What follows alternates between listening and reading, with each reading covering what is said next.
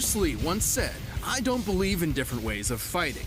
We all have 2 arms and 2 legs, so that is why I believe there should be only one way of fighting."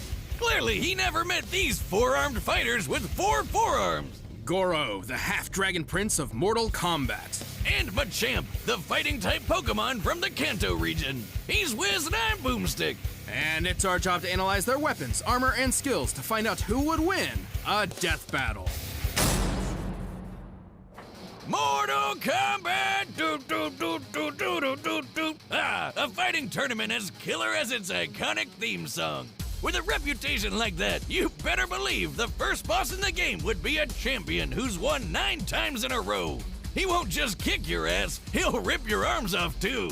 This is Goro, prince of the Shokan people and one of their strongest warriors. He's 8 feet 2 inches tall, weighs 550 pounds, and clocks in at 2,000 years old with no signs of slowing down. He's been through a hell of a lot during his run, but here are the highlights. He fought in a civil war, crushed some $500 sunglasses, and oh yeah, he's a half-humanoid, half-dragon person!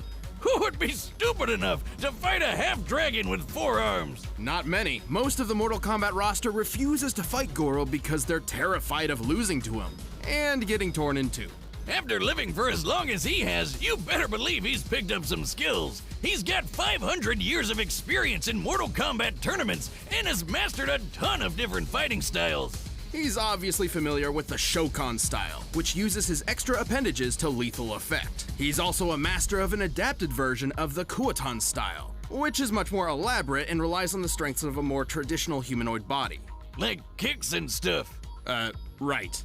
On top of that, Goro's got a ton of fun tricks up his 4 sleeves, like fireballs, dragon breath, high-flying stomps, quadruple grabs, and his favorite, crushing skulls. But if those don't work, he's got bladed weapons called dragon fangs. They're like Shredder's claws, but there's 4 of them, 1 for each hand. Oh my god. Are you okay, Boomstick? Well, is it weird that Goro kinda reminds me of the guy that my ex-wife ran off with? What, because he's so buff? Yeah, but mostly the 4 arms. I mean, how am I supposed to keep up with that? He's got 2 more hands than me. Huh. Sorry. Anyway, with all those tournament titles, it's pretty clear Goro stands above most other Mortal Kombat combatants, with a K. Characters like Cabal, Johnny Cage, or even Kotal Khan, who once destroyed this ship, which is clearly inspired by Spanish conquistadors. Based on historical references to similar ships, the power needed to destroy one like this would require over 3 billion joules of energy. We also saw Raiden destroy this temple with almost 270 tons of TNT, which is a lot. On top of that, Cabal can move fast enough to parry machine gun fire. To pull that off, you'd have to be moving almost 3 times as fast as sound. Goro's not the only impressive Shokan. The tiger-striped Kintaro survived this massive explosion. Using the average height for a Shokan and comparing it to the blast radius, we can posit that this explosion yielded a force equivalent to over 25 tons of TNT. The Shokan are a tough people, that's for sure, and super proud. After a disappointing loss to the Shaolin monk Liu Kang, Goro was unable to secure a 10th MK title in a row. And while it seriously hurt his warrior pride, he didn't stop beating the shit out of people. Not only did he eventually try to win that title again, but he also fought in multiple wars, including one with the similarly powerful Centurions. But he never stayed in one place for too long, like when he pissed off Kotal Khan and got his arms ripped off. But even without his primary weapons at his side, Goro would not give up. He even managed to defeat the ninja Kenshi. Without any freaking arms! God damn! Also, a limbless guy versus a blind guy? Throw Professor X in there and you have yourself the ultimate, and definitely most offensive, crippled threat match. Oh what, I've got 1 leg! With or without his many titles, Goro always has the make of a champion. His determination and will to fight is only matched by his strength, power, and, frankly, bloodlust. Even with his failures, he truly is the greatest of the Shokan. I will give you a warrior's death. Round 1. Fight! The superpower Pokemon Machamp is a fighting type that originated in the Kanto region. They begin their lives as the youthful Machamp, which train tirelessly to learn and eventually master every form of martial arts. It's a lethal combo of adorable and kick-ass. And they're jacked. The Machamp possesses muscles more dense than humans that allow them to train for long periods of time without fatigue. Eventually, the young Machamp will reach a new level, leaving behind the days of its youth and evolving into a Machoke. The Machoke is strong enough to lift dump trucks with ease, and once he's moved on from the teenage days of angst and rebellion, Machoke evolves into the rock spirit Pokemon, Machamp. This four-armed fighter stands 5 feet tall and weighs an average of 280 pounds. Even after realizing its final evolution, most Machamps continue to train and pursue peak levels of physical fitness. When they're not firing off sets at the gym, they're most likely helping humans as movers, construction workers, and bodyguards. Or, they're just beating other Pokemon senseless in the dogfighting ring that is the Pokemon world. Questionable pet and owner relationships aside, Machamp seems to simply enjoy helping people, whether in the Pokemon arena or in the outside world. And Machamps are well equipped for both. They have a ton of great moves like Bulk Up, which increases physical power, Knock Off, which can knock anything off of an opponent's hands, and Seismic Toss. Whoa! Holy shit! Did he just launch that rat into orbit? Fighting-type Pokemon like Machamp make for fearsome predators against normal, ice, rock, and dark types. Even Steel-type Pokemon turn brittle under Machamp's brute strength. On the other end of the spectrum, Machamp can fall prey to agile flying Pokemon, cerebral psychic types, and mystical fairies. Man, Pokemon's f***ing weird. However, the Machamp can always fall back on their natural abilities, the most common of which is named Guts. Whenever a Machamp is burned, poisoned, or paralyzed, its adrenaline spikes, increasing its physical power. Including his physical moves, which is like all of them. According to the Pokedex, Machamp can punch 1,000 times in 2 seconds and can move mountains with one hand. Now, the Pokedex isn't always the most reliable source. However, we have seen proof of Machamp's 1,000 punches in Pokken Tournament. To do this in 2 seconds, Machamp must be punching at speeds faster than sound. Damn, if having 2 extra arms is like shooting fish in a barrel, then this is like baking perfectly good cookie dough. It's like totally unnecessary. In order to move a mountain, Machamp would need to exert anywhere from 8 to 30 kilotons of TNT. And pulling off their signature move, Seismic Toss, would require even more energy. Considering an average weight of 200 kilograms for any given Pokemon, and the speed at which they travel when thrown, a typical Machamp's throwing power would need to be equivalent to over 130 kilotons of TNT. Machamps can also take a lot of damage. They live and fight together after all. As we can see, Machamps and Machokes in particular are raised in herds of their own kind. It's natural that they would fight all the time, exhausting an insane amount of power on each other. And, according to some people, they look great while doing it. There's even a fan club of people who find themselves unexplainably attracted to them. This is real. Probably run by my ex-wife. We didn't even make it halfway through the reception. I guess my signature move is signing divorce papers.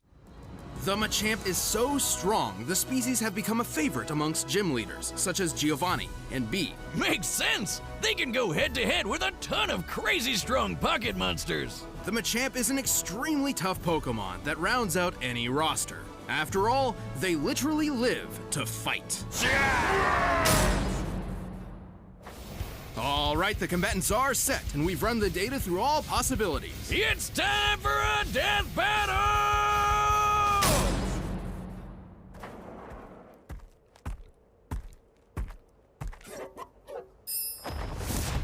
Machamp.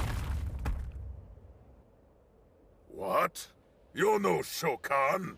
Be gone from my lair. Machamp. Disgusting. A pathetic runt like you wastes our dragon blood.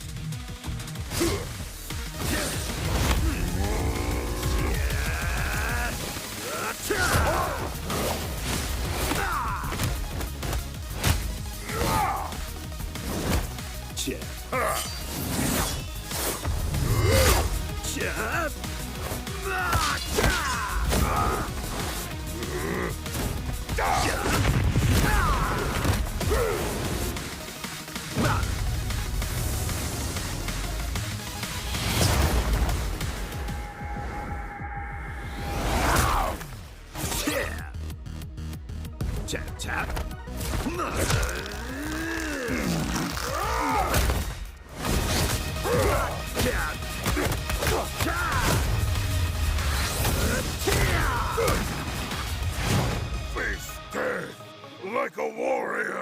Machamp!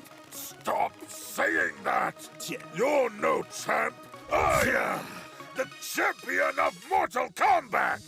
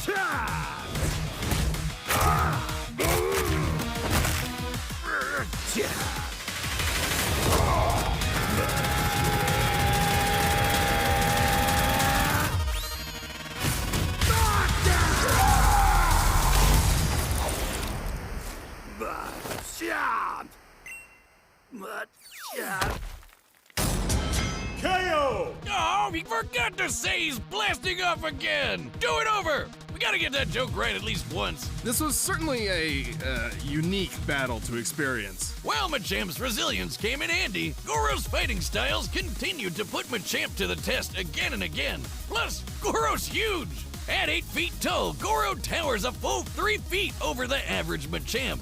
Obviously, not including the Dynamax and Gigantamax forms found exclusively in the Galar region. Also, while Machamp could punch at Mach 1 speeds, Goro could technically match Cabal, who would need to move at nearly Mach 3 to parry machine gun fire. So as far as punching speed was concerned, it looks like Goro actually had the advantage.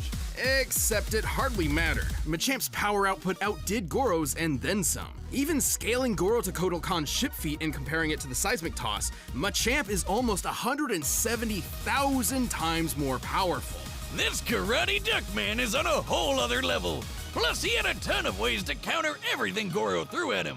Knockoff prevented Goro from using weapons, and Guts meant he could take Goro's fire breath and use it for himself. The Dragon Fangs and Fire Breath hardly would make much of a difference considering how durable the Machamp species is. After all, their primary trait is learning how to fight, so they'd naturally be fighting each other quite frequently. Ah, the majestic Machamp, roaming the fields of the Kanto region, gently seismic tossing each other into orbit. Just imagine walking past that on your Sunday stroll. You were right. The Pokemon world is wild. This grabby match turned bloody brawl was intense and made me realize that we're all strong and beautiful just the way we are. No matter how many arms you have or whose wife you stole. Good for you. While Goro put up an excellent battle that would have made his people proud, he didn't have enough to overpower the superpower Pokemon. Unfortunately, this foe was forced to forfeit his 4 fists. Fitting that his final fate would be so freaking gory.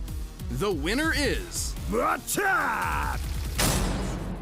Hey, thanks for watching this episode of Death Battle. If you want the battle music for yourself, you can get it by clicking the link down below. And if you want to watch more stuff, check the boxes right over there.